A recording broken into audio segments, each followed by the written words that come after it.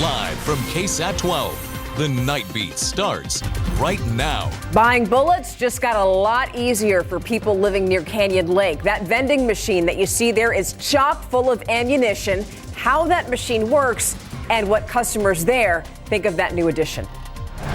And a San Antonio family sharing their story in an effort to get people to roll up their sleeves and save lives. 10 days ago, Mike Gallegos died of leukemia. Now that boy's family honoring him and fighting for other families. Plus, power problems are shutting down more than just homes. How a small business in Houston was ravaged by a barrel and the outages that it brought in its wake.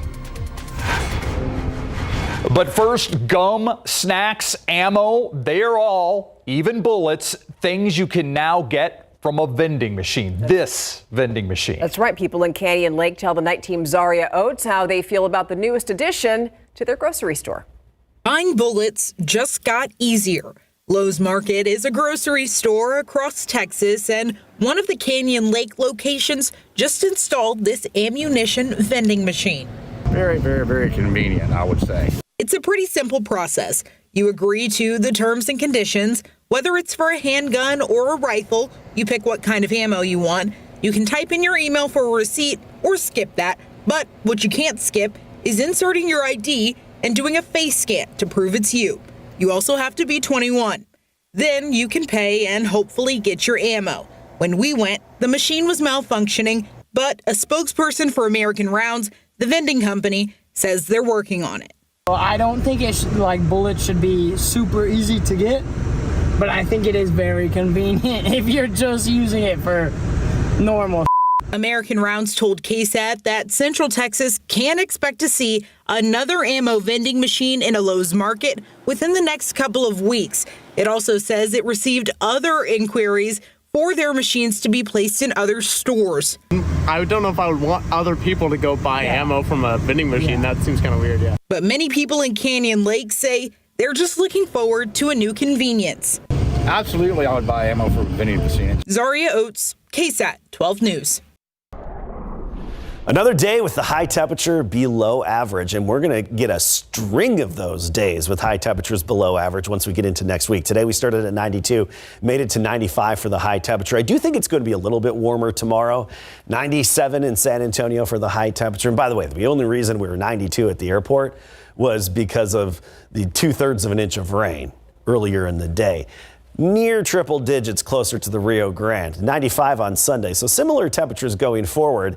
A few isolated random pop-up showers each afternoon, Saturday and Sunday, especially between about noon and 6 p.m.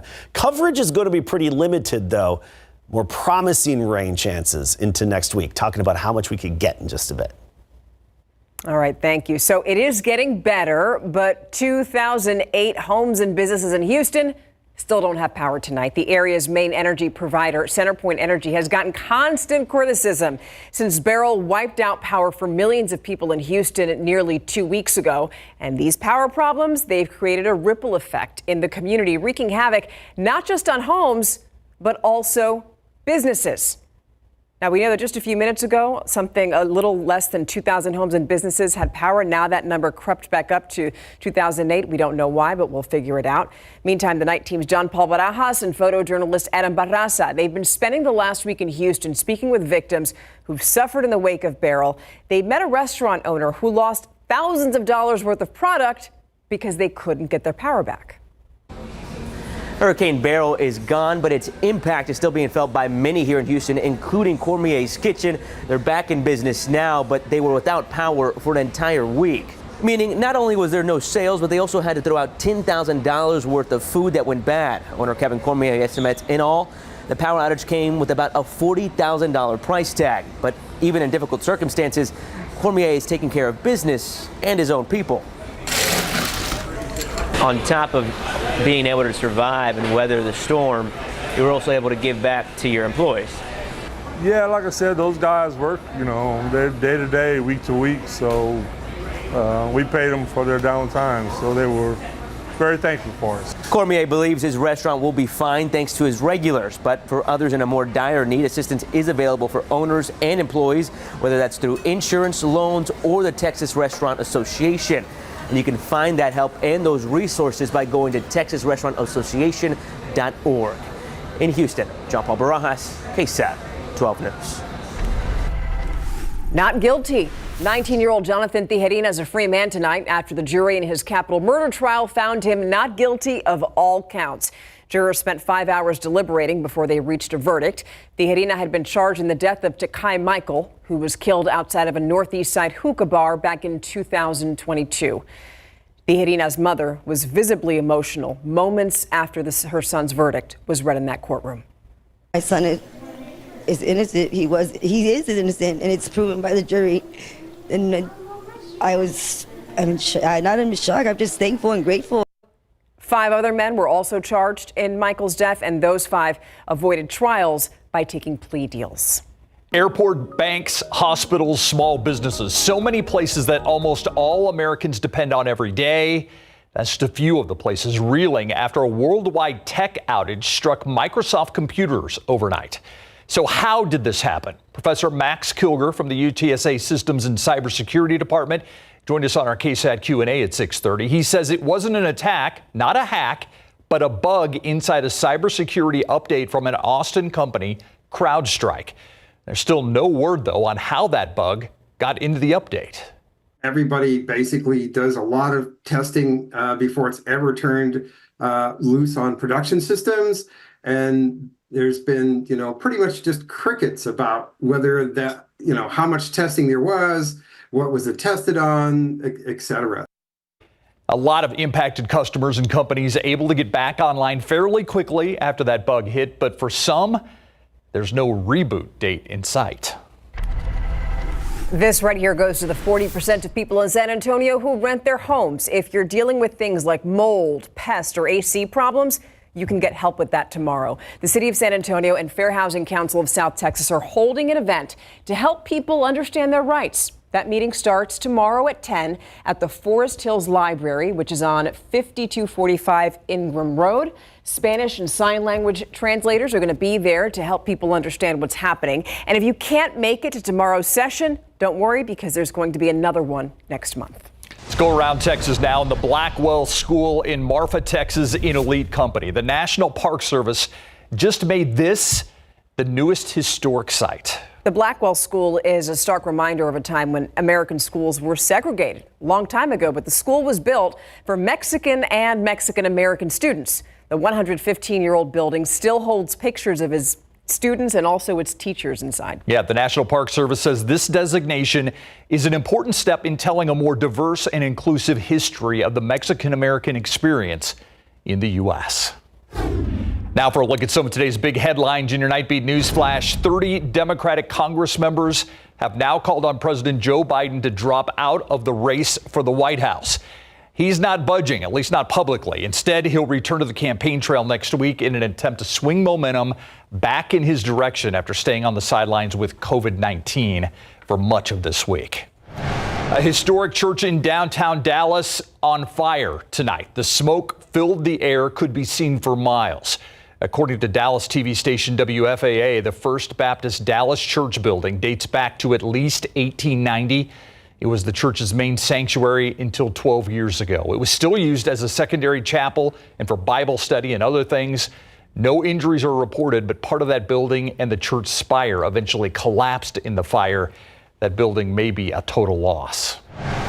American journalist Evan Gershkovich was sentenced to 16 years in a maximum security colony after he was found guilty of spying in a Russian court.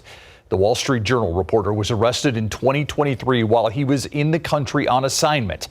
He's been accused of spying for the CIA, something he, the Wall Street Journal, and the federal government have denied since that arrest. The State Department has been working since his arrest to try to secure his freedom. And that's a look at your Nightbeat News Flash. While the family of a 16-year-old boy grieves, they're also doing something to keep their son's memory alive. And they need you to do something simple. Roll up your sleeves. Plus, it's been more than 5 decades since man last walked on the moon. Now we're remembering the Apollo 11 mission 55 years later, and when we might get back to the final frontier.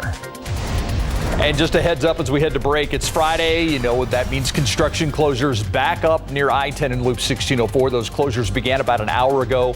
Won't be back to normal until Monday morning at 5 a.m. To learn more about these closures and every traffic construction project in the area, just head on over to the traffic page on our website, KSAT.com. We'll be right back.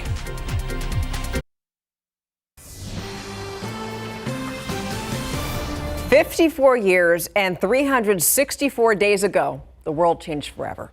Neil Armstrong took one small step for man and one giant leap for mankind when he became the first human to ever walk on the moon. He and the Apollo 11 space mission touched down on July 20th of 1969. And since then, we've made light years of progress on technology like computers, spacecraft, but we still haven't been back to the moon since 1972, which is something that Edward Patrick at the Southwest Research Institute says is way past due. I think if anyone had been asked back in 1969 whether we would be on the moon or not half a century later, I think everybody would have said, oh yes. Unfortunately, it was a goal that was achieved and then forgotten about. Wait a moment, because NASA's sending a group of astronauts on a moon fly around next September, and then it's planning to send a crewed mission to put astronauts back on the moon once again in 2026. So let's wait. They're doing it in Mike's memory. A San Antonio family sharing the story of their son tonight to help others and hopefully spur blood donations. It's actually been 10 days since 16-year-old Mike Gallegos died of leukemia. The night team's Avery Everett sat down with his family as blood supply levels across the country are at critically low levels. This cancer is killing our kids, and now my son is one of them. Heartache only begins to describe how the Gallegos family feels after losing their 16-year-old son, Mike. He went through a lot. Mike Gallegos Jr. lost his life to leukemia on July 9th, exactly 10 months after his diagnosis, a day his dad says he'll never forget. We were all scared. We didn't know what to expect, but it was life-changing. Leukemia is a type of blood cancer. That's why Mike Jr.'s family is sharing his story to get more people in San Antonio to donate blood. It's not only Mike that needed blood, it's other cancer patients, and a lot of them were kids. This comes as South Texas Blood and Tissue says donation needs are hitting critical highs. Right now, everything that we collect, we actually send right out. The center says it has a limited supply of blood. Right now, there are local shortages on top of national shortages, and more donors are needed across the country. It takes the whole community stepping up to the challenge to donate blood. The facility says 35% of this blood goes to cancer patients to help kids like Mike. We had 16 years with them. We built lots of memories. As his family grieves, they're fighting for hope. We're going to miss him dearly, but we're going to keep his memory alive. Calling on San Antonio to step up to save lives. Avery Everett, KSAT 12 News. Strong like Mike. I love what that. The You saw T-shirt the said. Yeah, the family will hold a balloon release at Stevens High School at the football field this Sunday morning to honor Mike Jr. And if you see there on your screen, there's a QR code where you can scan for details. I was reading that when somebody has cancer and they get a transfusion, they could need several pints of blood. Yeah. So it takes several donations to make this happen, but still, everything counts, and it's just so important. I mean, we had that other little girl, Amy, who was also battling leukemia, 4 years old right now, and that also meant a lot to her. All I know is I got to meet Mike Sr., Mike's mother, other relatives that came into the station today. And if Mike Jr. was anything like his parents and his siblings, he was a special kid because they lit up the room. Adam, you got to meet them too, right? I mean, they were awesome once they were in here. I second that sentiment. Absolutely, they were. And for everything they've gone through, they had such high spirits, and that's encouraging. Yeah, absolutely. They were loving life. Yes, exactly. And their son. All right, so outside right now, we've got a clear sky, and this weekend it's going to be more of the same, just like what we had today. Some isolated downpours each afternoon, but better rain chances and more numerous showers into next week, especially late Monday and then all the way through at least Thursday, possibly even into Friday. We've got a 60% chance Tuesday, Wednesday, Thursday, so the showers more numerous. Today, on Authority radar, the sweet spot was around Lackland Air Force Base and the far north side around 1604, even down into parts of Hollywood Park and just about to the airport. The airport had 0.66 inches today, exactly over Six Flags Fiesta, Texas.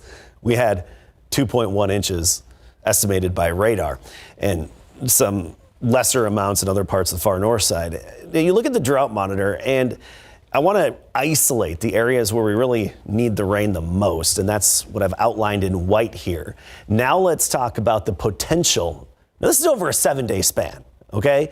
This is the potential all the way up until about this time next week, and we could see pockets of 3 to 4 inches of rain with the coming weather pattern and the shift that's on our way. That's good, but again, spread out over a long period of time. Just because we have those high rain chances at 60%, I consider that high for July. It doesn't mean it's going to be continuous or all day or everywhere every day. Just some good opportunities out there with better coverage.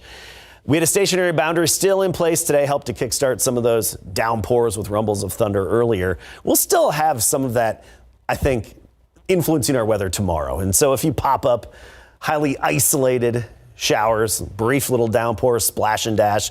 But if today proved anything, you have the opportunity to get a quick ½ inch to 1.5 inches, depending on the luck of the draw throughout the day tomorrow. And our Futurecast indicates just the sporadic nature of those showers. Generally between noon and 6 p.m. we'll see it. Here's the big picture for our pattern shift and what's going to be coming our way into next week. Upper level heat high, the big blue H, that's over the four corners. That's going to park itself over California, and it opens the door for this disturbance to drop in from the northern U.S. It's even coming in from Canada right now into the northern plains and the Northland. This will dip southward. It's going to throw a lot of energy into Texas, a lot of rain-making energy with this northerly flow aloft. And as it curls right overhead, that helps us too with that rain-making energy. And it's also going to create a bit of a trap, a bit of a roadblock in the atmosphere to trap moisture overhead and some deep moisture in the air. So the ingredients are coming together to generate those better rain chances. And temperatures too will take a hit. Temperatures below average. We're talking upper 80s for highs most of next week. The average high will be climbing to 96. And actually, we look even beyond through the following weekend. Hotter than average in the northern tier, but likely to be cooler than average in our neck of the woods because of this pattern. Quick look at Saharan dust, and it's out in the Atlantic. That's that thick plume. It may make it here toward the middle of next week. We could have a taste of some of that dust again. Again, main focus is this is not your typical July forecast. Good rain chances and below average temperatures. Okay, thank you. All right, did the baby Spurs stay undefeated in Vegas? Larry will have the answer when we come back. The Spurs played the 76ers tonight in Las Vegas, needing a win and some help to make the Vegas League playoffs. Philly scored the first 7 points of the game before the Spurs got on the board thanks to this Harrison Ingram three on the break. The Spurs trailed the entire first quarter, and they were down 25-12 after one. Second frame, the Spurs make a run. The ball goes to Riley Minix for three, and we're tied at 35-all, but the Sixers led at halftime 42-37. Third quarter, the Spurs' Jamari Bouye steals the inbounds pass. He finds Sidi Sissoko for a wide-open three. It's no good, but Donovan Williams is there for the putback in the Spurs' first lead of the night, 57-56. Bouye had a game-high 6 steals to go with 15 points, but the Sixers would open it up in the fourth, leading by as many as 18 points, and the Sixers win 96-80. So the Spurs won't make the playoffs, but they will have another game to be determined. Entering their first season in the SEC, the Texas Longhorns are predicted to finish second in the conference behind the Georgia Bulldogs. Last season, their final one of the Big 12, Texas went 12-2 overall, 8-1 in conference, winning their first Big 12 title since 2009. Head coach Steve Sarkisian had this to say during his time at the podium during SEC Media Days. At the University of Texas, part of the standard being the standard is competing for championships. I'm up here talking about football, but it's at every sport. It's at every level. And so regardless of the conference, and that's to take nothing away from the SEC, our goal is to come into this conference and compete for a conference championship. It is what it is. That's why you go to the University of Texas, so that won't change. Georgia is predicted to finish first overall and to win the SEC championship, as voted on by the media members covering SEC Media Days. Texas is predicted to finish second, Alabama coming in third, Oklahoma eighth, and Texas A&M ninth. Longhorns linebacker and former UTSA standout Trey Moore is one of 13 Longhorns to land on the preseason All-SEC football teams. The Smithson Valley alum earned SEC third-team honors. Last season with the Roadrunners, he had 14 sacks, third most in the FBS, while earning American Athletic Conference Defensive Player of the Year. Day 2 of training camp is now in the books for the Houston Texans. Led by quarterback C.J. Stroud, the AFC South champs are certainly on the rise, and the hype surrounding them is probably the highest it's been in years, right? Wideout Nico Collins says this training camp feels a bit different compared to last season. A little bit. You know, I feel like it's new juice, new energy, new players, man. I feel like the tempo is fun. You know, practice is going to be competitive, fun, man. I feel like that's the best, man. Iron sharpens iron, you know, so I feel like it's the only way we're going to improve and make each other better. So on Sunday, it's going to be easier. New juice. The Texans will practice again tomorrow morning and then take Sunday off. The winds were whipping around during round 2 of the Open Championship of Royal Troon in Scotland. Now, Tiger Woods made this long birdie putt on the 6th hole, but he missed the cut by 8 shots at 14 over par. Tiger said he'll be back there next year. Justin Rose had a nice round, and he caps it off with this putt on 18, reading the green properly, and down it goes for birdies. He moves into a tie for second place at 5 under par. He went 3 under today. Shane Lowry is your leader after 36 holes by 2 shots at 7 under. He made this birdie putt to finish off his round in style as well. When will Josh Young return to the Rangers after the break? Texas Rangers third baseman Josh Young is working out with the team as he tries to come back from a fractured right wrist. He suffered the break in the Rangers' 4th game of the season when he was hit by a pitch. He had surgery, tried to rehab a AAA Round Rock, but he had to pump the brakes because of tendon inflammation to his surgically repaired right wrist. So does he expect another trip to Round Rock soon? I don't know. I'm just going day by day because last time I started putting a date on there and it felt like I kind of rushed myself, and just lean it up in the air. Whenever I feel ready to go is when we'll kick it in full gear. I mean, that's a decision we'll all make when the time comes. I think there's more that goes into it than just no pain. I feel like timing, all that kind of stuff, where the team's at, all that kind of stuff. Rangers hosting the Orioles tonight to open up the second half of the season for both teams. Top of the first, the O's take the lead. They never look back. Adley Rutschman tags a 2-run homer to right field, and it's 2-0 Baltimore. A little bit later, Colton Cowser hits a 2-run shot of his own, and it's 4-0 Baltimore. They hit 4 homers and chase Rangers starter Nathan Eovaldi after 5 innings and 6 earned runs. So the Orioles win it 9-1. The Astros are out west taking on the Mariners, and at last check, Houston's leading 3-0 in the bottom of the 4th. We'll be right back. Sad breaking news into our KSAT newsroom. Texas Congresswoman Sheila Jackson Lee, we've learned, has just passed away. The Democratic Congresswoman served the Houston area, was an advocate for her constituents for nearly 30 years. This comes just 1 month after she announced she'd been diagnosed with pancreatic cancer. Sheila Jackson Lee was 74. I want to leave you with this photo of a nice little rain shaft from earlier today. You see that dark gray area. That's the heavy rainfall coming from one of the downpours that we had. Expect more of this in the afternoons ahead, but really just isolated in nature, kind of like what you see here. Better rain chances as we get into next week. That's some better news. Rain chances up to 60% by Tuesday. And notice the temperatures dropping a bit. We'll still be mid, maybe even upper 90s in spots, Saturday, Sunday. But then next week we'll drop into the upper